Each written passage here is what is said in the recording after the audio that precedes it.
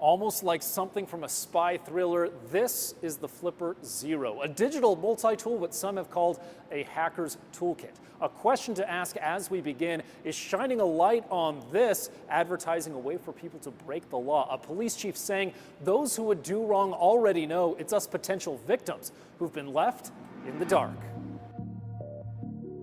People are aware that it's out there. I don't know that the people who should know that it's out there know that it's out there. A lot of things you read online is it's like this, new boogeyman. Devices like this contain a tight pack of antennas that can capture and clone the signals that you send out. Could be from a remote control, a key card, or in this instance, I record the signal from this garage door opener that I can then use whenever I want.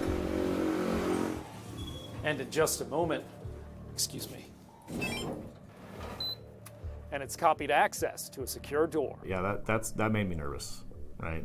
And as fast as you were able to do that, that's fast. We're talking seconds. And we were able to access everything from apartments to city and state government buildings. Proximity is really one of its biggest downfalls. Look how close I had to get to you. Some of what it can be used for leans more towards mischief than crime. An easy download of software lets me send out something called the iOS lockup crash. It broadcasts a barrage of bogus Bluetooth connection requests to any phone in range. The device is fully legal, though. Amazon refuses to sell it, and Canada is looking into restrictions. The creators advertise it as no criminal device, but an educational tool and a way to test your own security. It's obvious, whether they minimize in their advertising online, that the intent behind this product is completely and totally nefarious. Honestly, I like to look at this thing kind of like a multi-tool. So, it can be a screwdriver, it can be a knife.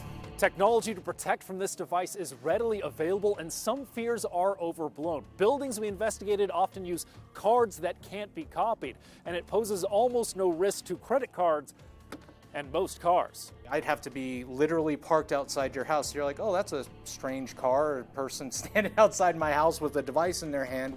Some fear our most sensitive facilities may be at risk, like Utah schools. Violent acts within schools are on the forefront of everybody's mind, and to learn that potentially something like this could get someone into a building regardless of anything else we've done, but yeah, that makes me really, really nervous.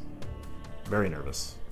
So what to do now? Matt Gwynn is the Roy Police Chief, also a state representative, and he says the components are all legal. It's open source, so it's not something you could simply ban. It's cat and mouse. It's the classic cat and mouse, both in policy and legislating and in action. Devices like this can do much more than what we've discussed. Well, trying out a way it can brute force its way into a phone. I factory reset mine. And right now, there are many on the internet creating new exploits and new hacks. Jake Taylor, KUTV 2 News.